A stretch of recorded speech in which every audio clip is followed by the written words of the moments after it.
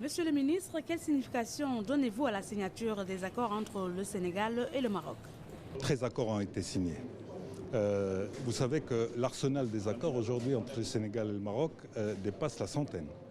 Ça veut dire que l'arsenal juridique entre les deux pays est un arsenal qui a été adapté, modernisé et développé.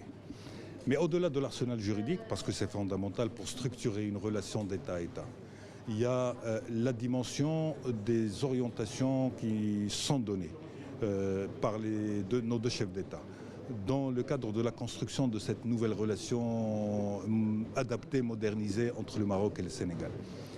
Sa Majesté accorde beaucoup d'importance au développement humain.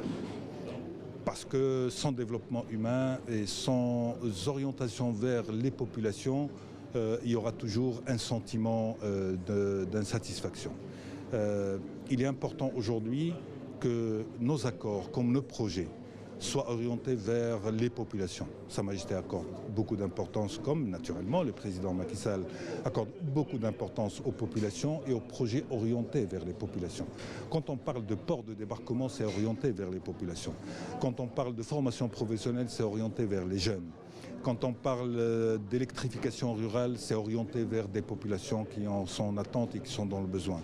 Quand on parle d'assainissement et d'acheminement d'eau, c'est des besoins des populations. Quand on parle également de développement des filières agricoles, quand on parle d'économie solidaire, quand on parle de coopérative, quand on parle de microcrédit, de microfinance, c'est autant de choses qui sont orientées vers les populations et il faut que les populations véritablement sentent que ce partenariat d'exception, cette relation d'exception qui existe entre le Maroc et le Sénégal, ils la perçoivent, ils la touchent dans leur quotidien et dans leur vécu. Au-delà du développement humain, quelles sont les autres dimensions qui entrent en compte dans ces accords? Le Maroc comme le Sénégal ont développé des choses. Le modèle marocain, de développement marocain est cité aujourd'hui en exemple. Le Maroc vient en partager des expériences sur le plan technique, sur le plan technologique, sur le plan de construction de projets, de financement de projets, d'apport de financement pour des projets structurants pour le Sénégal, etc., etc. C'est quelque chose qui enrichit la relation, qui structure et consolide encore plus la relation. Troisième dimension, qui est la dimension économique. Dans ce partenariat, dans le monde où on est, le 21e siècle, il n'y a pas de relations qui se consolident sans consolidation de relations économiques. C'est comme ça le 21e siècle. Et parce que nous vivons dans un monde globalisé. Nos deux pays sont des adeptes très forts de ce qu'on appelle aujourd'hui le partenariat Sud-Sud. Et nous sommes en train de donner du contenu au partenariat Sud-Sud à travers le développement humain, à travers le partage d'expertise, mais aussi à travers l'investissement et à travers la création d'emplois. Nos deux pays sont dans une dynamique. Nos acteurs privés des deux côtés sont dans une dynamique d'investissement, de création de valeur, de création de richesse et de création d'emplois. Donc notre ambition, c'est quoi? C'est que les opérateurs sénégalais et les opérateurs marocains, leurs frères marocains, puissent construire ensemble des choses qui reviennent bénéfiquement pour le Sénégal mais aussi que les Sénégalais aussi viennent au Maroc et construisent au Maroc et investissent au Maroc. On leur ouvre naturellement les portes pour cela. Et plus on va dans ce sens, plus on va créer de vrais acteurs régionaux.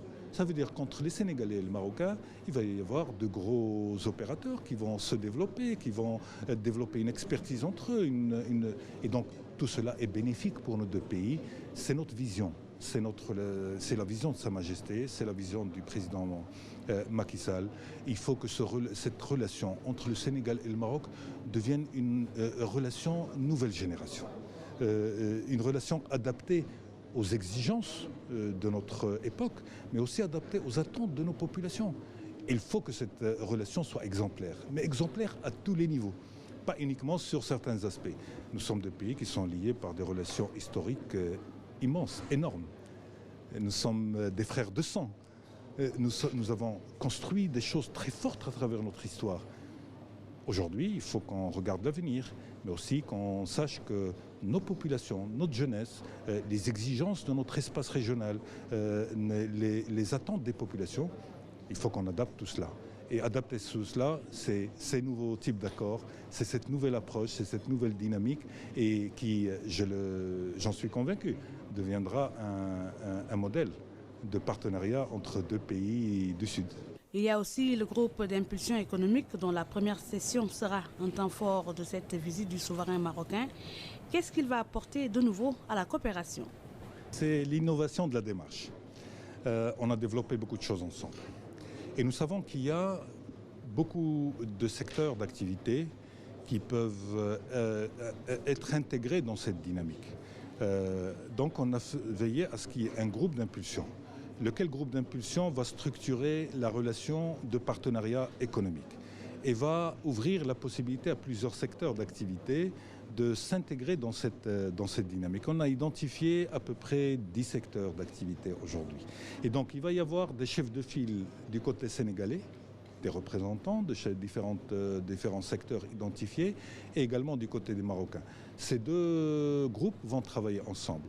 Ils vont accompagner la dynamique, mais ils vont essayer d'identifier également de nouveaux projets des deux côtés qui vont aider à ce que la relation se tisse et se construise.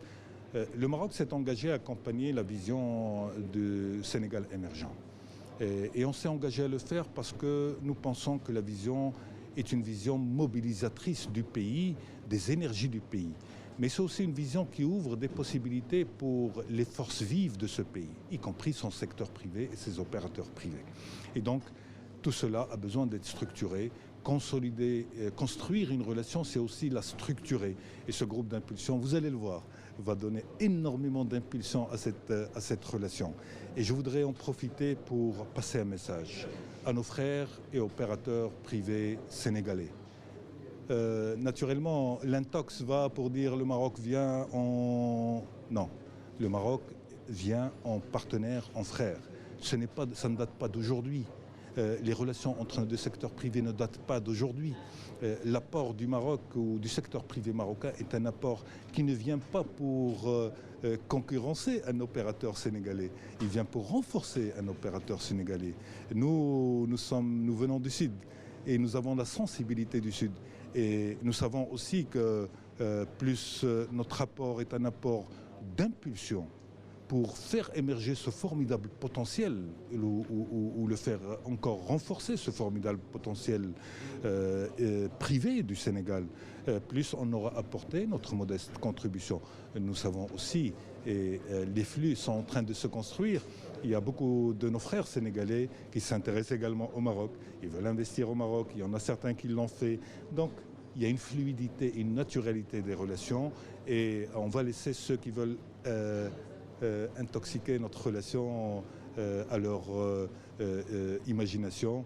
Nous sommes deux pays frères, nous ne sommes pas en compétition, nous sommes en complémentarité et c'est cette complémentarité qui va donner l'exemple à tout le monde que nous sommes deux pays mûrs, que nos opérateurs privés sont mûrs pour construire une relation mûre tournée vers le futur mais tournée aussi vers l'intérêt réciproque de nos deux pays.